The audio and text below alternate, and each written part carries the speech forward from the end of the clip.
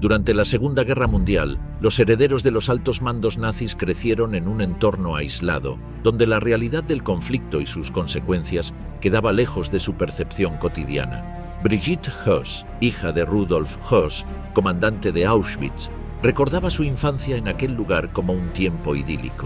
Para ella, las filas de prisioneros con trajes a rayas que trabajaban en el jardín no eran más que parte del paisaje diario. Rolf Mengele, tras un encuentro con su padre en 1977, confesó: «Nunca entenderé cómo seres humanos pudieron comportarse de ese modo». Tras la muerte de Josef Mengele en 1979, rechazó su herencia, abandonó su apellido y se estableció en Múnich como abogado.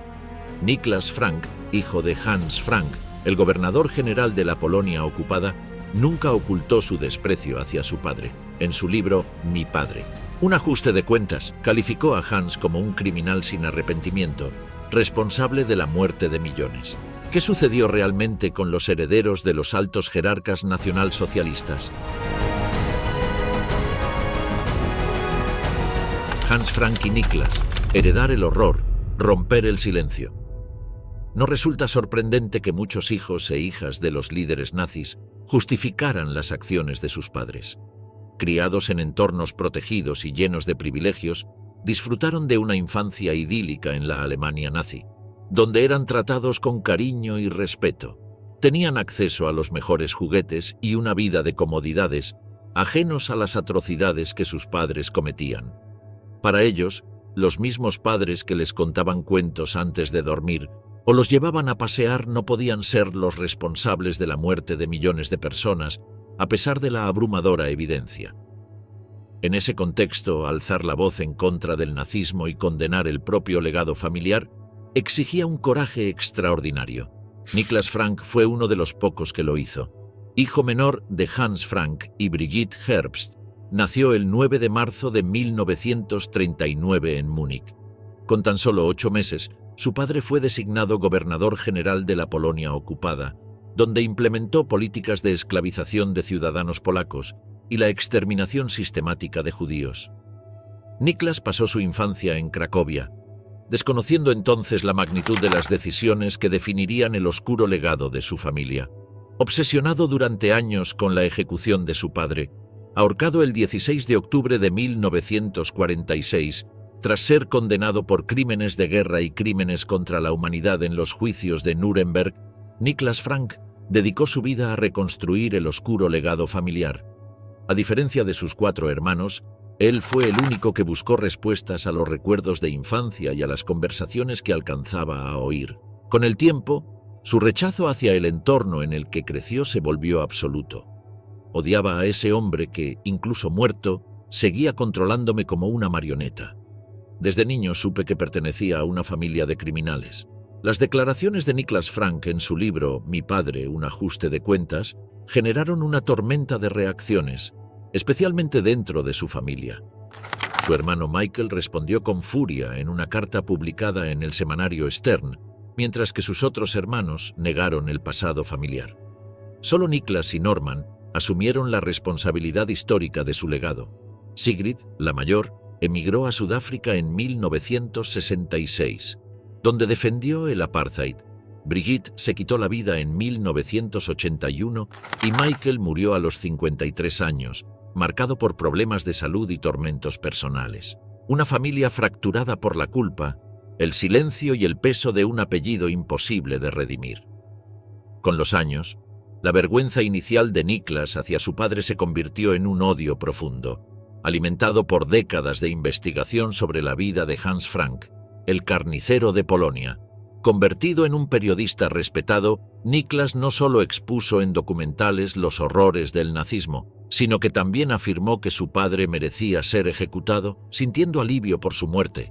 Cuestionó además su conversión final al catolicismo, convencido de que solo buscaba una absolución superficial.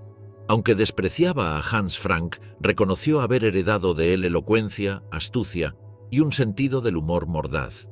La publicación del libro desató críticas severas entre descendientes de otros líderes nazis. Klaus von Schirach y Martin Adolf Bormann condenaron su tono brutal, mientras Bormann, profesor de teología en ese momento, Lamentó no haber hablado con Niklas sobre sus experiencias familiares. Para muchos, cuestionar a sus padres resultaba inconcebible. Para otros, la obra de Niklas fue un ataque excesivo, tanto en su lenguaje como en su contenido. El costo personal fue alto. Sus hermanos cortaron todo contacto con él, al igual que amigos de la infancia incapaces de enfrentar una verdad tan incómoda. Niklas lamentó no haberla confrontado nunca por sus acciones durante la guerra. La describió como una mujer cínica y frívola, fascinada por el lujo de los abrigos de piel y de ser transportada en un Mercedes-Benz, escoltado por miembros de las SS. Según él, su madre acudía con frecuencia al mercado local, acompañada por un chofer de las SS, para comprar corsés elaborados por judíos polacos, quienes, debilitados por el hambre y la miseria, se veían obligados a vender sus productos a precios irrisorios. Durante la Segunda Guerra Mundial, los majestuosos salones del castillo de Wawel en Cracovia, símbolo de la identidad nacional polaca, se convirtieron en el dominio de Brigitte Frank. El ascenso de Brigitte comenzó con su matrimonio con Hans Frank, un abogado que ascendió rápidamente en las filas del partido nazi. En 1939, cuando Hitler nombró a su esposo gobernador general de Polonia, Brigitte vio la oportunidad de consolidar su estatus y satisfacer su insaciable gusto por la opulencia. La pareja se trasladó al castillo de Wawel, donde Brigitte redecoró las habitaciones con obras de arte y muebles saqueados. Su nuevo estilo de vida le valió el apodo de «la reina de Polonia» entre la élite nazi. Además, se le atribuye haber participado activamente en el expolio de propiedades judías, apropiándose de joyas, arte y otros objetos de valor, contribuyendo así a la eliminación sistemática de la cultura judía en los territorios ocupados. La influencia de Brigitte sobre Hans Frank no se limitó al ámbito doméstico. Ella lo alentó a aplicar políticas cada vez más severas en Polonia, asegurándose de que su gobierno mantuviera el favor de Hitler y otros altos mandos del régimen. Su ambición y su deseo de poder fueron factores que empujaron a Hans a endurecer su administración, profundizando las represalias contra el pueblo polaco. Sin embargo, tras la derrota alemana y la revelación de los crímenes nazis, Brigitte Frank negó cualquier conocimiento de los campos de concentración o las masacres perpetradas bajo el mando de su esposo. Durante los juicios de Nuremberg, donde Hans Frank fue acusado de crímenes de guerra y crímenes contra la humanidad, Brigitte intentó desesperadamente defenderlo, retratándolo como una víctima manipulada por Hitler. La ejecución de Hans marcó el inicio de la caída definitiva de Brigitte. Privada del poder y de los lujos a los que se había acostumbrado, pasó sus últimos años enfrentándose a las consecuencias de sus acciones. Despojada de su influencia, vivió en la pobreza en Múnich hasta su muerte en marzo de 1959. Silencio y odio. Los herederos de Rudolf Höss. Brigitte Höss, hija menor del infame comandante de Auschwitz, Rudolf Höss, vivió su infancia en los sombríos alrededores de los campos de concentración. Desde su nacimiento, su vida estuvo ligada al régimen nazi, pasando de una residencia a otra en lugares como Dachau y Sachsenhausen, antes de mudarse a Auschwitz. Rudolf Höss, considerado uno de los principales artífices del Holocausto, fue ascendido a comandante de Auschwitz en reconocimiento a su eficiencia. A pesar de su rol en los crímenes más atroces de la historia, en casa se mostraba como un padre cariñoso. Junto a su esposa Hedwig y sus 4 hijos, Klaus, Heidetraud, Inge Brigitte, Hans-Jürgen y Annegret, Rudolf se instaló en una acomodada casa con jardín y alberca ubicada apenas a 200 metros de las cámaras de gas. Construida en 1937 por una familia polaca, fue confiscada en 1940 por las autoridades alemanas y asignada a Höss cuando asumió la dirección del campo. Höss transformó la vivienda en un refugio personal, amplió la estructura, colonizó la planta bajo el tejado y convirtió el jardín en un espacio idílico donde su familia vivió con una normalidad perturbadora. Mientras sus hijos jugaban y los adultos tomaban el sol en el jardín, los sonidos del campo, gritos, órdenes en alemán y el ruido constante de los hornos crematorios eran ignorados o deliberadamente silenciados en sus mentes. En 2007, el historiador Ian Baxter documentó su interior, preservado casi intacto. Los suelos de madera, Las cerámicas verdes originales y los herrajes artesanales habían sobrevivido al tiempo, reflejando un estado de mantenimiento mínimo pero suficiente para evitar su ruina. En 2011, unos reporteros de la BBC visitaron la villa junto al nieto de Hoss y grabaron imágenes del jardín, aún verde y cuidado, así como de una celosía que recordaba la puerta de rejas con la inscripción Arbeit macht frei. Con la caída del Tercer Reich, Rudolf Höss y su familia intentaron escapar hacia el norte, refugiándose en los bosques junto a otras familias prominentes del régimen nazi. Aunque consideró un suicidio colectivo, desistió pensando en sus hijos. Finalmente, fue capturado en 1946, juzgado en Nuremberg y ejecutado al año siguiente. Durante su encarcelamiento, Höss fue entrevistado por especialistas que buscaban comprender su mente. Relató con fría apatía los métodos de exterminio empleados en Auschwitz y señaló que nunca cuestionó las órdenes recibidas, considerando su cumplimiento como una necesidad. Se describió como un hombre solitario, incapaz de formar vínculos cercanos, y negó sentir culpabilidad, aunque tras la rendición reconoció que lo que hizo no era como le habían dicho.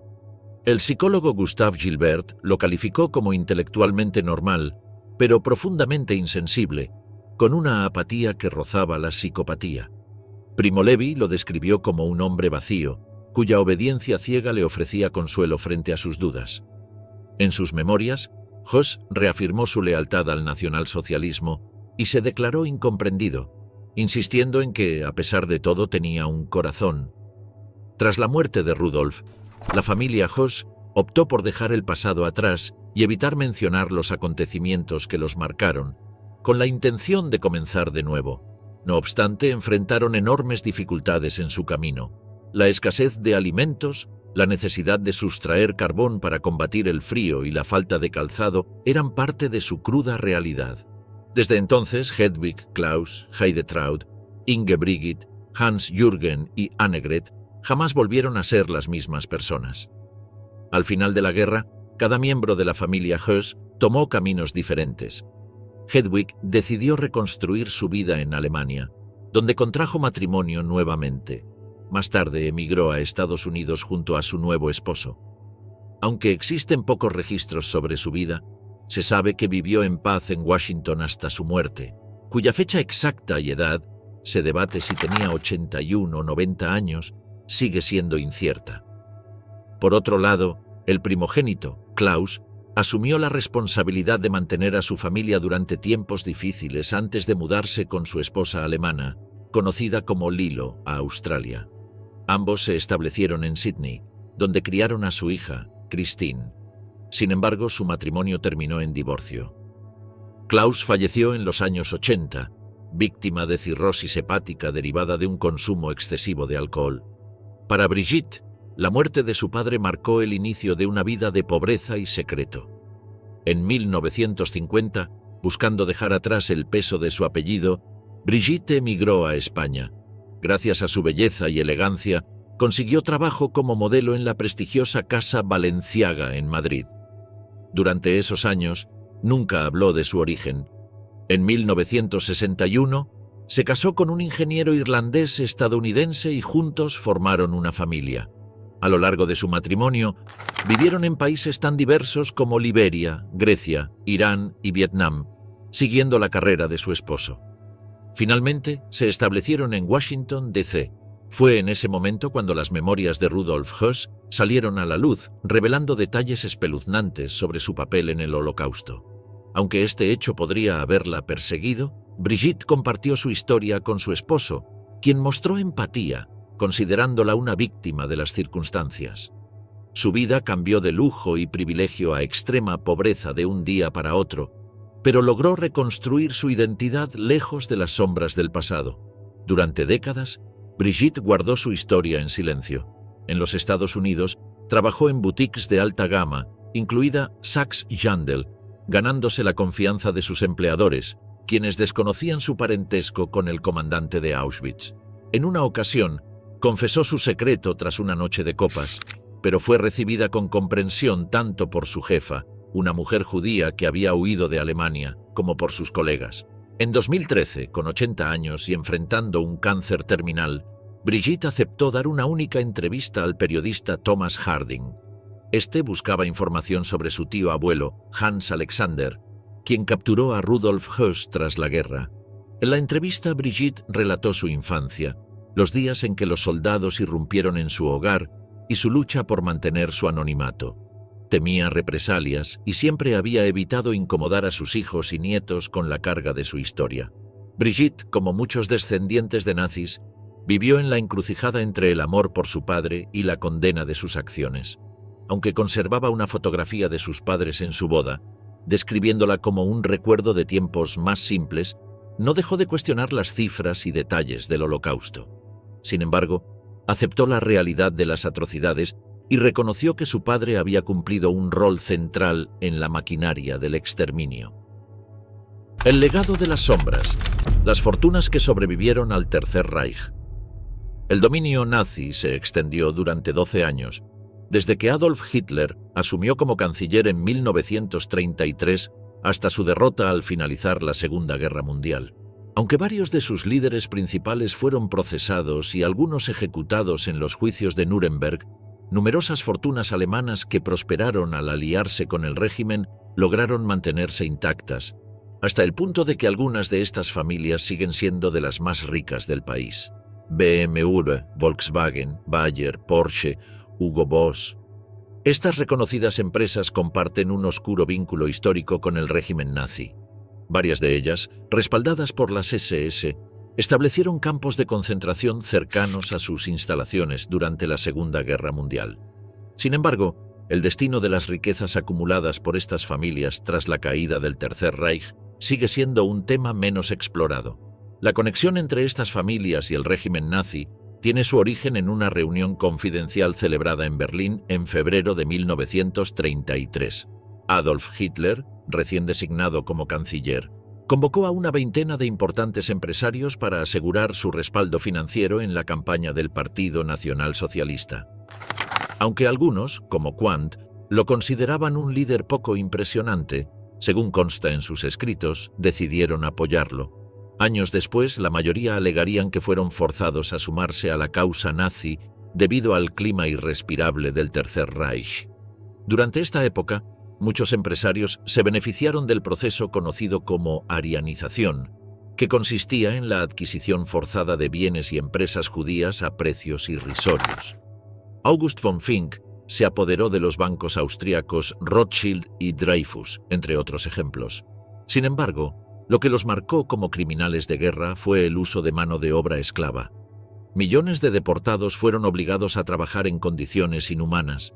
Günther Quandt explotó a cerca de 60.000 personas en sus fábricas, mientras que en la planta de Volkswagen más de 10.000 prisioneros fueron forzados a construir el auto del pueblo. Pese a estas atrocidades, y aunque tras la derrota militar se abrió un período de desnazificación en el país, solo uno de estos 5 grandes empresarios, Friedrich Flick, fue juzgado por el Tribunal de Nuremberg. Otros empresarios, como Quandt y Porsche, cumplieron breves periodos en prisión, pero lograron mantener la mayoría de sus bienes, salvo aquellos que les fueron confiscados en la zona controlada por los soviéticos. Friedrich Flick, por su parte, fue sentenciado por un tribunal estadounidense a 7 años de cárcel debido al uso de trabajo esclavo y al saqueo de una fábrica en Francia. En 1950, Flick quedó en libertad tras recibir una reducción de su pena por buena conducta. Tras la caída de Hitler, Friedrich Flick, el hombre más rico de Alemania en los años 30, estuvo a punto de perderlo todo.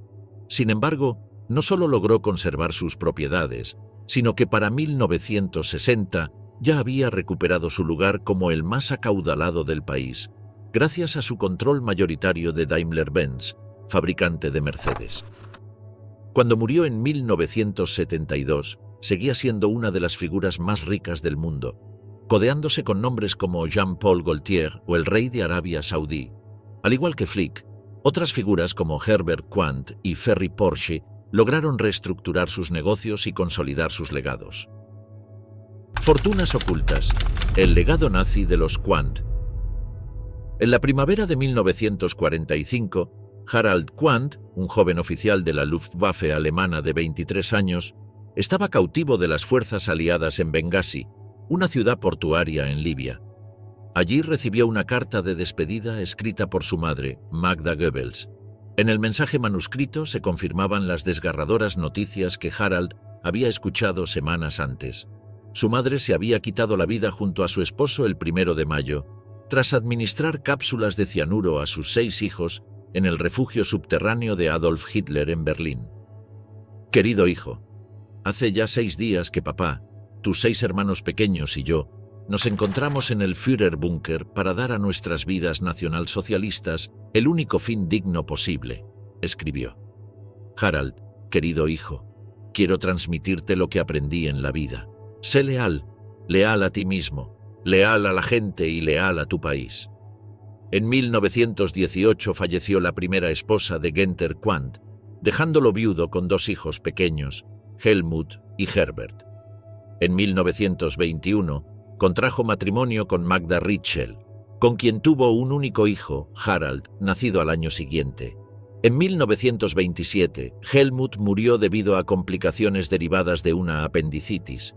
Quandt y Magda se separaron en 1929 y 2 años más tarde ella contrajo matrimonio con Joseph Goebbels. En 1933, Günther Quandt se unió al partido nazi y convirtió sus fábricas en importantes proveedoras para la maquinaria bélica alemana. Según Joachim Scholtisek, profesor de historia en Bonn y autor de un estudio encargado por la familia sobre el rol de Quandt en el Tercer Reich, fue uno de los industriales más destacados del régimen nazi y de la Segunda Guerra Mundial. Harald, el hijo menor de Quandt, vivió con su madre, Goebbels, y sus 6 medios hermanos. En 1939, tras la invasión de Polonia, se unió al ejército alemán y un año después se ofreció como voluntario en la división de paracaidistas. En 1944, resultó herido en combate y fue capturado en Italia, siendo trasladado a un campo de prisioneros de guerra británico en Bengasi. Durante su cautiverio, recibió una carta de despedida de su madre y también un mensaje de su padrastro, quien le escribió: «Es probable que seas el único capaz de mantener viva la tradición de nuestra familia». Quandt recuperó su libertad en 1947.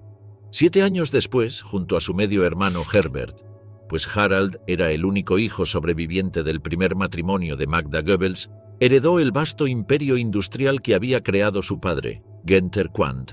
Günther Quandt falleció en 1954 mientras estaba de vacaciones en El Cairo.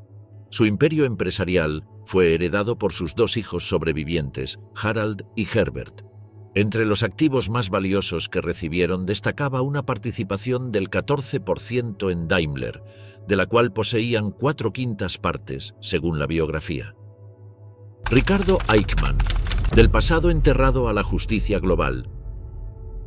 Adolf Eichmann, figura clave en la implementación del Holocausto, nació en 1906 en Solingen. Reconocido por su precisión y habilidades organizativas, ascendió rápidamente en las filas de las SS. Al estallar la Segunda Guerra Mundial, ya ocupaba un cargo destacado, encargado de coordinar la logística de las deportaciones masivas hacia los campos de exterminio. Aunque raramente visitaba los campos en persona, fue el arquitecto detrás de la compleja maquinaria burocrática que permitió la muerte sistemática de millones de judíos europeos, siguiendo las directrices establecidas en la Conferencia de Wannsee de 1942. En 1944, cuando las tropas alemanas ocuparon Hungría, Eichmann se trasladó allí para acelerar la implementación de la solución final. Sin embargo, ante el avance soviético que cercaba Budapest a finales de ese año, huyó hacia Berlín. Allí dedicó sus últimos esfuerzos a destruir evidencia que pudiera incriminarlo. Tras la derrota de Alemania en mayo de 1945, fue capturado brevemente por las fuerzas estadounidenses. No obstante, utilizando la identidad falsa de Otto Eckmann, consiguió escapar. Consciente de que los juicios de Nuremberg y las declaraciones de testigos como Rudolf Höss, el comandante de Auschwitz, podrían sellar su destino, Eichmann comprendió que debía desaparecer por completo para evitar ser llevado ante la justicia. En 1948, Adolf Eichmann utilizando el nombre falso de Ricardo Clement, logró obtener documentación falsificada gracias a una red de apoyo liderada por el obispo Alois Udall. Aprovechando la llamada Ruta de los Monasterios, escapó hacia Italia, desde donde partió hacia Argentina. Allí se estableció en el barrio suburbano de Olivos, en Buenos Aires, donde adoptó una vida de aparente normalidad. Consiguió un empleo en la planta de Mercedes-Benz, ascendiendo con el tiempo hasta convertirse en jefe de departamento. Su familia lo alcanzó poco después. Su esposa y sus 3 hijos mayores, Klaus, Nicolás y Horst Adolf, se reunieron con él en Argentina. En 1955 nació su 4.º hijo, Ricardo, quien creció sin saber nada del oscuro pasado de su padre. Eichmann se esforzó por mantener un perfil bajo, consciente de que su implicación en el Holocausto lo convertía en un objetivo para el Mossad, la agencia de inteligencia israelí. Sin embargo, su anonimato no duró para siempre. En 1960, durante la Operación Garibaldi, agentes del Mossad lograron localizarlo en Buenos Aires. Tras secuestrarlo, lo trasladaron en secreto a Jerusalén, donde fue sometido a un juicio histórico por crímenes contra la humanidad. Para entonces, Ricardo Clement no era más que una fachada desmoronada. El juicio terminó con una condena a muerte y sus cenizas fueron esparcidas en el mar Mediterráneo.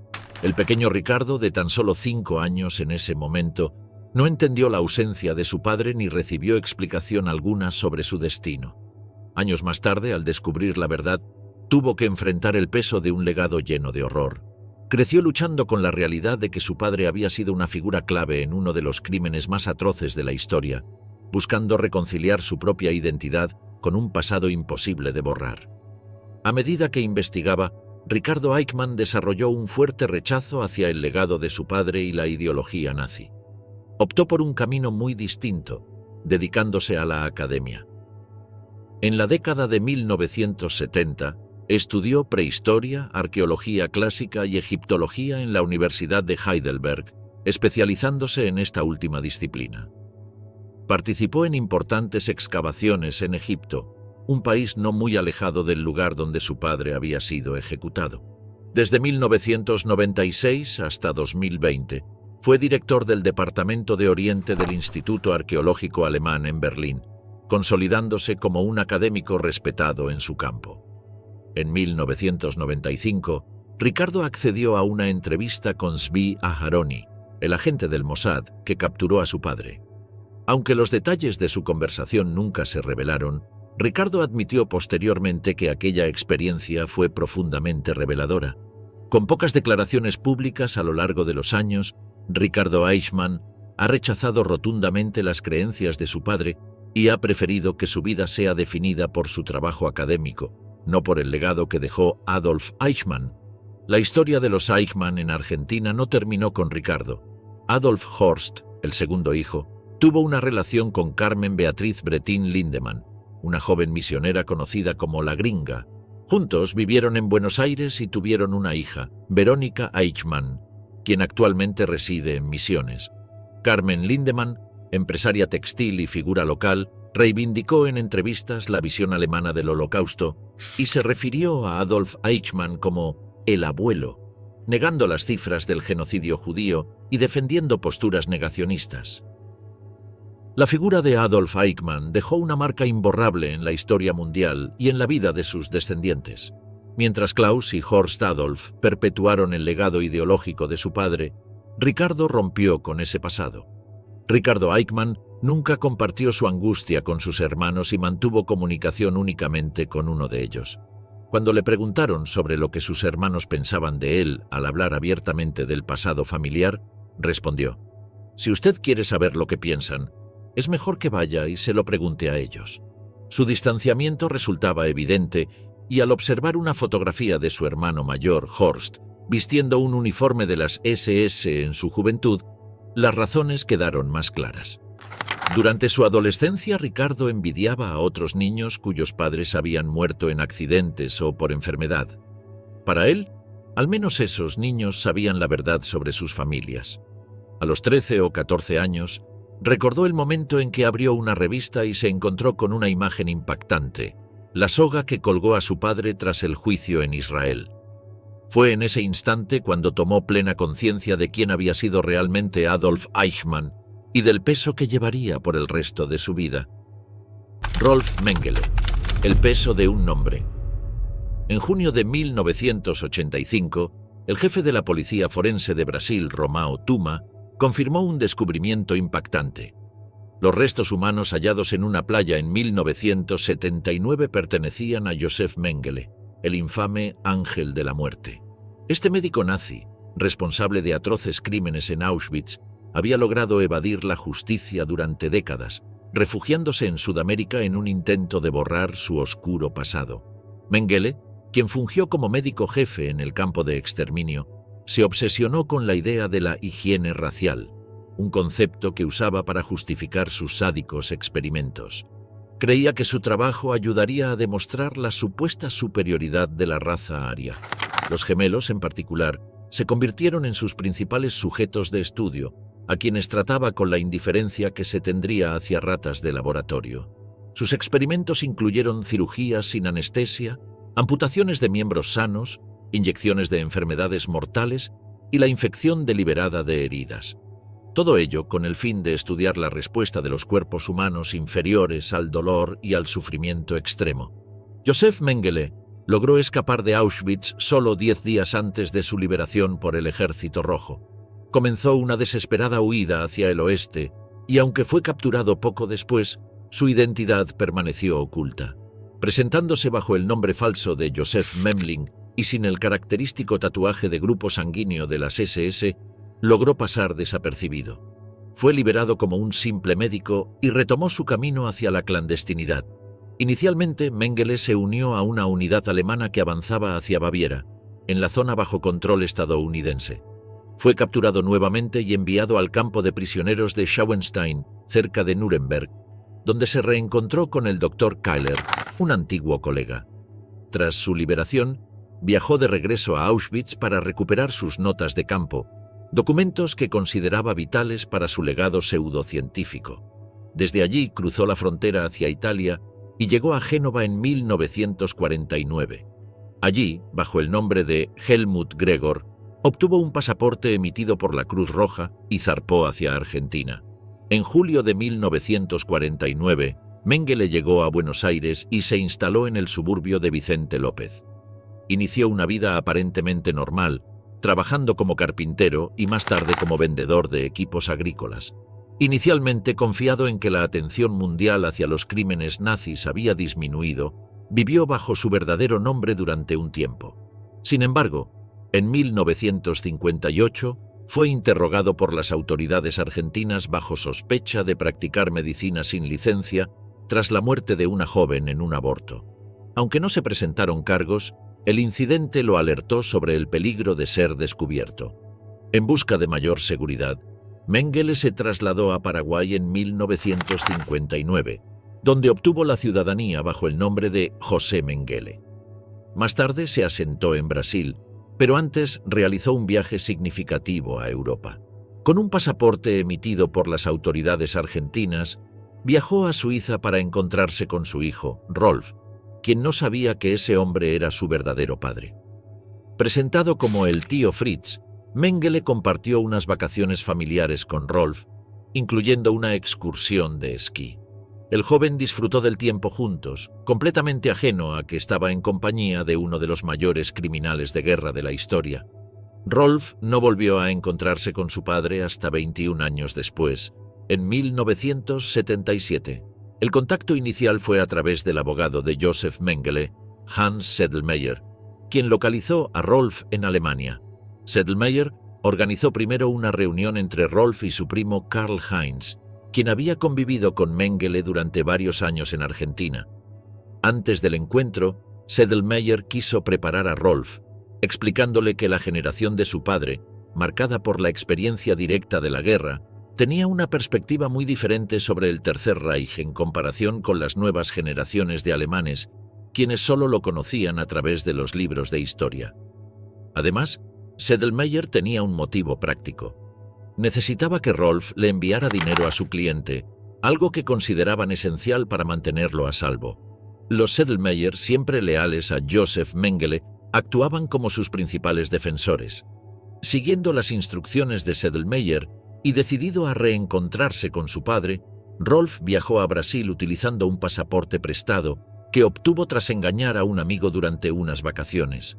Nada podía detenerlo en su empeño de ver a Joseph una vez más, aunque su percepción sobre él había cambiado profundamente. El anciano Mengele ya no era el héroe de la infancia que Rolf había idealizado. Al contrario, sus diferencias eran irreconciliables. Rolf, con inclinaciones comunistas, chocaba frontalmente con las ideologías de su padre. El encuentro estuvo marcado por la distancia emocional acumulada durante años. Rolf se arriesgó enormemente para conocer al hombre que, durante su niñez, apenas había mostrado interés en él, demasiado ocupado con sus oscuros experimentos bajo el régimen nazi. En la adolescencia de Rolf, Mengele estaba constantemente huyendo de la justicia, eludiendo a los cazadores de nazis y a las autoridades aliadas. Esa reunión en Brasil fue la última vez que Rolf vio a su padre con vida. Poco después, Joseph Mengele desapareció para siempre. Se cree que murió en el anonimato y que sus restos fueron enterrados en una tumba sin nombre en algún lugar del sur de Brasil, dejando tras de sí un legado de atrocidades que nunca pudo escapar del juicio de la historia. Gudrun Himmler, la princesa nacionalsocialista. A lo largo de su vida, Gudrun Burwitz ofreció una única entrevista en 1959, cuando tenía 30 años. En esa ocasión, declaró que su propósito era cambiar la percepción histórica de su padre. Hoy mi padre es considerado el mayor genocida de todos los tiempos. Quiero tratar de modificar esa visión. Gudrun estaba casada con Wolf-Dieter Burwitz, un activista de movimientos de extrema derecha y miembro del ultranacionalista Partido Nacional Demócrata Alemán. Gudrun dedicó su existencia a exaltar la figura de su progenitor y a cuestionar los horrores documentados de los campos de concentración. En sus memorias, mencionaba los jardines donde los prisioneros cultivaban vegetales o las pinturas de paisajes realizadas por algunos detenidos. Aunque Heinrich Himmler tuvo otros 3 descendientes, Gudrun fue la única nacida dentro de su matrimonio. Uno de los hijos fue adoptado y los otros 2 fueron fruto de su relación con su secretaria personal, con quien mantuvo un largo romance. Cuando Gudrun era niña, solía suplicar a su madre que no le contara a su padre sobre sus travesuras o tonterías. Temía profundamente decepcionarlo. A medida que creció, esa admiración por su padre se transformó en una convicción férrea de su inocencia. Estaba segura de que él nunca había cometido los crímenes de los que lo acusaban y consideraba su condena una completa injusticia. Durante años, soñó con escribir un libro que rehabilitara su nombre, pero nunca con la intención de defenderlo, ya que para ella eso implicaría aceptar su culpabilidad. Gudrun siempre creyó que algún día su padre sería mencionado como se habla de figuras históricas como Napoleón, Wellington o Moltke. Esa esperanza se convirtió en la guía de su vida. La historia, sin embargo, lo condenó para siempre. Los miércoles por la tarde su padre la llevaba consigo en sus recorridos de inspección. Uno de esos lugares era Dachau, el primer campo de concentración de Alemania, inaugurado en marzo de 1933 y ubicado a pocos kilómetros de Múnich. Él mismo había supervisado su creación. Los que llevan un triángulo rojo son prisioneros políticos. Los del triángulo negro son criminales comunes, le explicaba. Para la niña todos lucían iguales, desaliñados, con ropa gastada y rostros sin afeitar. No obstante, lo que más le llamaba la atención no eran los hombres encerrados, sino la huerta y el invernadero del lugar. Mi padre me habló de la importancia de las plantas que cultivaban allí. Incluso me permitió arrancar algunas hojas, recordó años después. Ella tenía 12 años durante aquella visita macabra. La huerta le trajo recuerdos de su infancia en la granja, donde solía ayudar a su madre a cuidar el jardín. Gudrun observaba el ascenso de su padre con admiración y orgullo. En agosto de 1943, dejó constancia de su entusiasmo en su diario. «Papito es ministro del Interior del Reich. Estoy loca de alegría». Para ella, su padre era un hombre importante y prestigioso, digno de admiración. Mientras tanto, Himmler, en su rol dentro del régimen, mostraba una frialdad impactante. En julio de 1942, durante un viaje hacia Auschwitz para supervisar la implementación de la solución final con el uso masivo del gas Zyklon B, escribió a su esposa con total indiferencia: «Parto hacia Auschwitz. Un beso, tu Heini». Sus cartas, carentes de cualquier emoción o detalle sobre sus actividades, nunca mencionaban las atrocidades que presenciaba o dirigía. Se limitaba a expresar lo agotador de sus tareas y el peso de su trabajo, sin dejar entrever el horror que ocultaba tras esas palabras simples y cotidianas. Años después, Himmler justificó sus crímenes con una frialdad aterradora. «No sentí que tuviera el derecho de permitir que las mujeres y los niños judíos sobrevivieran, pues esos niños crecerían como vengadores y matarían a nuestros hijos y nietos. Eso me habría parecido una cobardía. Por lo tanto, la decisión fue clara». Sin embargo, esta no es solo la historia de Gudrun, la hija del Reichsführer SS Heinrich Himmler, líder absoluto y fanático del aparato represivo del Tercer Reich. En su infancia, quienes conocieron a Heinrich decían que ni siquiera era capaz de aplastar una mosca. Al convertirse en adulto, ese mismo hombre tímido se transformó en el principal arquitecto de la Gestapo y las SS, desempeñando un rol central en la creación del sistema de campos de concentración y en el exterminio de los judíos de Europa. En 1927, durante un viaje en tren de Múnich a Berchtesgaden, cerca de la frontera con Austria, Heinrich Himmler conoció a Margarete Siegroth-Boden, quien más tarde se convertiría en la madre de su hija Gudrun. Margarete, conocida como Marga, era una enfermera divorciada, alta, rubia, de ojos azules y protestante, encarnando el ideal de la mujer aria promovido por el régimen. Himmler, por otro lado, tenía 27 años, era físicamente frágil, miope y poseía un mentón débil, lo que lo alejaba por completo del prototipo ario que tanto exaltaba. Su apariencia lo llenaba de inseguridades, y su débil constitución física le impedía participar en deportes o disfrutar de grandes banquetes. Este soldado frustrado encontró refugio en la disciplina y el uniforme, que le proporcionaron un sentido de orden y control.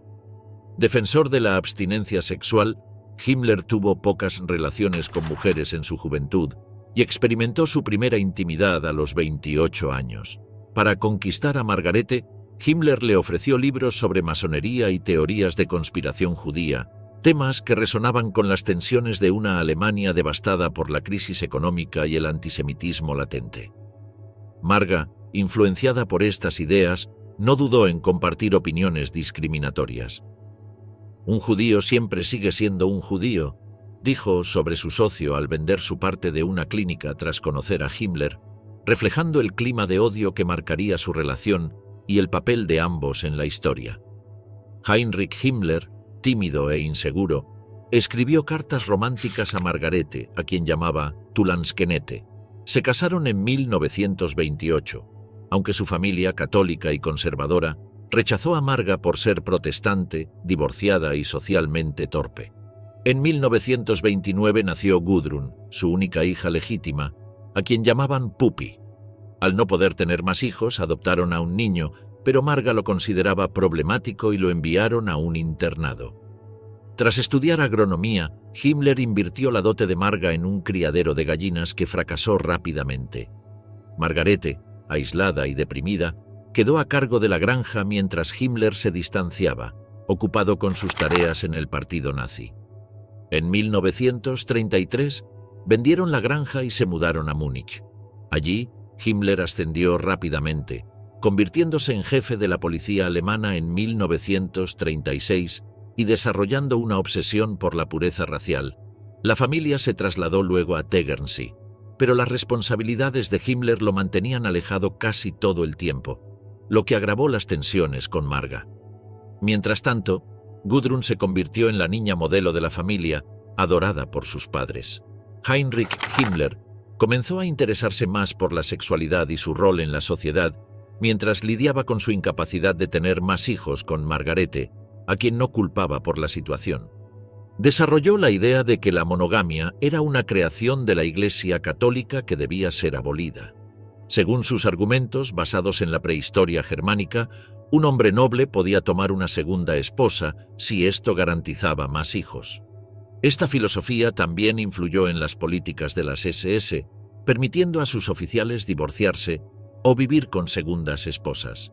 En línea con esta visión, Himmler apoyó la creación de los Lebensborn en 1936, centros donde mujeres arias podían tener hijos fuera del matrimonio en secreto para aumentar la natalidad.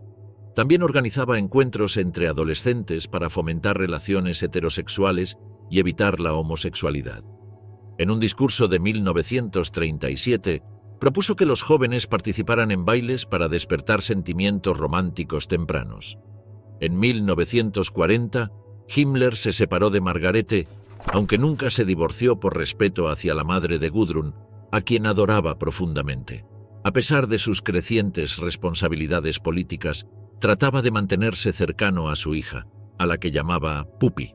En muchas fotos de su infancia, Gudrun aparece sonriente junto a su padre, con su cabello rubio trenzado, vestida con trajes bávaros tradicionales, proyectando la imagen de una niña perfecta según los ideales del Reich.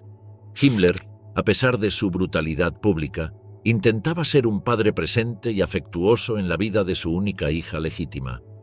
Heinrich Himmler se esforzaba por mantenerse conectado con su hija Gudrun, incluso en medio de su ajetreada vida política. Le contaba sus actividades diarias, le enviaba fotografías y aprovechaba cualquier oportunidad para pasar tiempo con ella. Sus agendas personales revelan llamadas casi diarias con su esposa y su hija, y estaban llenas de anotaciones como «jugué con los niños» o «conversación con Pupi».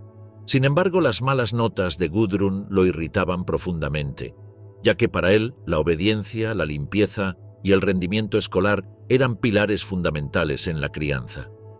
Desde pequeña, Marga también registró en un diario aspectos positivos de la conducta de Gudrun, pero no ocultaba las dificultades para lograr que obedeciera. Cuando Himmler la visitaba, solían cazar juntos o dar largos paseos por el bosque, fomentando un vínculo cercano y afectuoso. El Führer, Adolf Hitler, también tuvo un papel importante en la infancia de Gudrun. En 1935, angustiada una noche, la niña preguntó a su madre si el tío Hitler debía morir algún día. Al recibir la tranquilizadora respuesta de que viviría al menos 100 años, Gudrun replicó convencida: «No, mamá, yo sé que vivirá 200 años». Los Himmler estaban encantados con la atención que Hitler le brindaba a Gudrun, quien cada año nuevo lo visitaba y recibía de él una muñeca y una caja de chocolates. Marga, orgullosa, escribió en su diario el 3 de mayo de 1938: «Vino el Führer. Pupi estaba muy entusiasmada. Fue maravilloso compartir la mesa con él, entre amigos».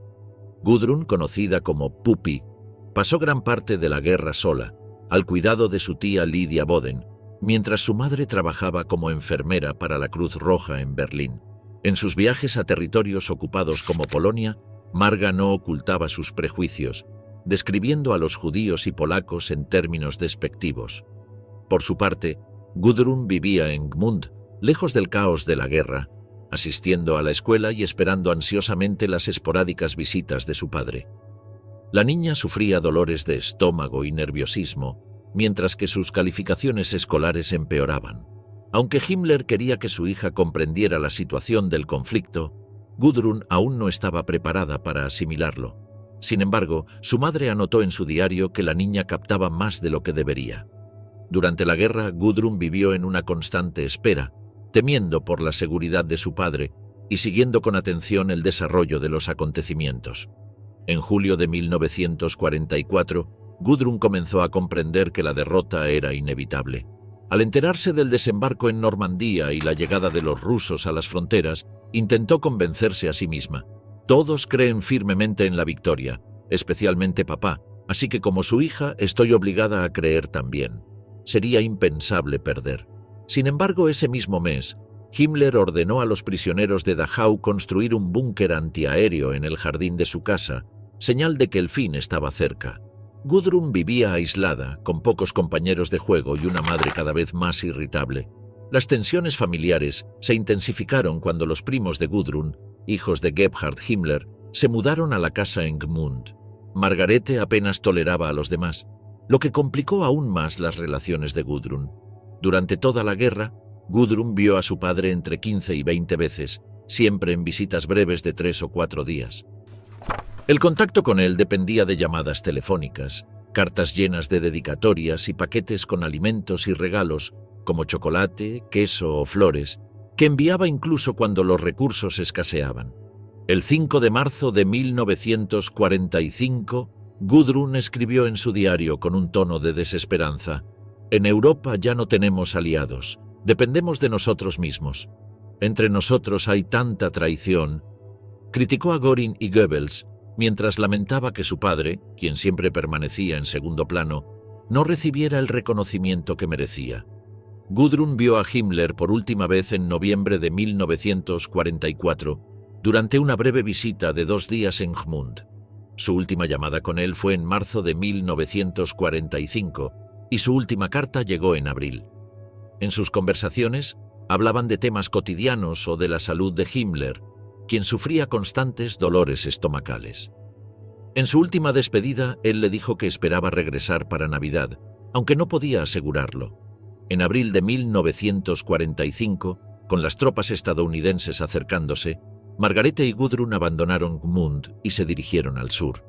Dejaron atrás el búnker construido en el jardín de la casa, un vestigio silencioso de la guerra que se acercaba a su trágico final. El 13 de mayo de 1945, Gudrun Himmler, de 15 años, y su madre Margarete fueron detenidas cerca de Bolzano tras ser delatadas por Karl Wolf. Fueron trasladadas a varias localidades, incluyendo Cinecittà en Roma, y finalmente a Nuremberg. Durante los interrogatorios, Margarete negó conocer los crímenes de su esposo y reaccionó con frialdad al saber de su suicidio con cianuro el 23 de mayo de 1945. Gudrun, aislada e ignorante de las actividades de su padre, declaró que nunca hablaron de la guerra. Margarete, por su parte, expresó orgullo por Himmler y minimizó las atrocidades del régimen, mostrando una actitud indiferente hacia las millones de muertes en los campos de concentración. Su falta de emoción impactó profundamente a los oficiales aliados que las interrogaron. En agosto de 1945, Gudrun Himmler se enteró accidentalmente del suicidio de su padre durante una entrevista con su madre. La noticia la afectó profundamente, enfermándola con fiebre alta y delirios durante semanas. Convencida de que los aliados lo habían asesinado, se negó a aceptar la realidad. Los británicos, viendo pocas opciones para protegerla y sin saber qué hacer con ella, le dieron temporalmente el apellido Schmidt. Gudrun y su madre permanecieron detenidas en el campo 77 en Ludwigsburg hasta 1946. Margarete temía salir debido al riesgo de represalias y la falta de recursos. Finalmente, fueron acogidas por el pastor Bodelschwingh en un convento, donde Gudrun mantuvo su distancia con la comunidad religiosa, afirmando su deseo de seguir siendo católica como su padre. En 1952, ambas dejaron el convento. Consciente del peso de su apellido, Gudrun enfrentó múltiples rechazos, como en 1947, cuando una escuela de artes aplicadas se negó a aceptarla. Sin embargo, logró inscribirse más tarde gracias a la intervención de un político socialdemócrata. Decidió formarse como costurera y se mudó a Múnich, alejándose de su madre. A los 21 años intentó contactar a sus medios hermanos, hijos de la relación de Himmler con Hedwig Potthast, pero no tuvo éxito. Hedwig, tras la guerra, se retiró a Baden-Baden, donde vivió discretamente. Poco se sabe de la vida de sus hijos, quienes crecieron lejos del alcance de Gudrun. Gudrun Himmler enfrentó rechazo constante debido a su apellido. Fue despedida de trabajos y viviendas, pero se negó a renunciar al nombre de su padre, a quien defendió toda su vida. En 1955, participó en eventos fascistas y convirtió su apartamento en un museo dedicado a Heinrich Himmler, coleccionando objetos en su honor. A pesar de las pruebas sobre los crímenes de su padre, nunca aceptó su culpabilidad y mantuvo la esperanza de que algún día se lo exculpara. En 1951, Gudrun se unió a la asociación Stille Hilfe, que ofrecía apoyo legal y logístico a criminales nazis. La organización ayudó a figuras como Josef Mengele y Adolf Eichmann a escapar a América Latina. También contribuyó a fundar la Wiking-Jugend, inspirada en las juventudes hitlerianas, prohibida en 1994. Gudrun vivió atrapada entre el amor filial y la negación del papel de su padre en las atrocidades del Tercer Reich, convencida de que era víctima de una injusticia al igual que él. Gudrun Himmler dedicó su vida a apoyar a antiguos nazis y a defender los ideales del Tercer Reich. Como miembro activa de Stille Hilfe, ayudó a figuras como Anton Malot, el cruel guardián del campo de concentración de Theresienstadt, proporcionándole refugio en una lujosa casa de retiro financiada parcialmente por fondos públicos alemanes. Gudrun lo visitó regularmente hasta su muerte en 2002, lo que le valió críticas públicas. Retirada del mundo, Gudrun continuó defendiendo a exnazis, apoyando movimientos de extrema derecha como el Partido Nacional Demócrata de Alemania, NPD, y participando en homenajes neonazis. En los años 60 se casó con Wolf-Dieter Burwitz, un escritor y simpatizante nazi, con quien formó una familia en Múnich. La sobrina nieta de Gudrun, Katrin Himmler, tomó un camino opuesto. Casada con un descendiente de una familia judía, escribió el libro Los hermanos Himmler, donde reflexionó sobre el legado familiar y las atrocidades del nazismo, dejando claro que el peso de la culpa puede atravesar generaciones, aunque Gudrun nunca mostró remordimiento ni intención de romper con la sombra de su padre. Edda Göring, entre el privilegio y la ruina. Edda Göring, conocida como la princesa del Tercer Reich, nació el 2 de junio de 1938 en un ambiente de lujo y propaganda. Ese día, las campanas repicaron en todo el Reich. Se recibieron más de 628.000 telegramas de felicitación y los noticieros alemanes anunciaron su nacimiento como una gran noticia. La sublime señora, Emmy Göring, había dado a luz a una niña en la clínica West Sanatorium de Berlín. Hitler, quien fue su padrino de bautizo, mostraba especial afecto por la pequeña y solía recibirla con los brazos abiertos cuando Edda daba sus primeros pasos hacia él. Tras el final de la Segunda Guerra Mundial, Edda mantuvo vínculos con círculos nostálgicos del nazismo. Durante décadas, fue invitada habitual a reuniones en Bayreuth, en la casa de los descendientes de Wagner, famosos por su afinidad con el Tercer Reich. A pesar del paso del tiempo, su casa en el distrito de Lehel, en Múnich, siguió siendo un punto de referencia para la alta sociedad alemana. Edda logró evitar la publicidad y las cámaras de los medios, aunque su nombre volvió a los titulares al acudir a los tribunales para reclamar la fortuna de su padre.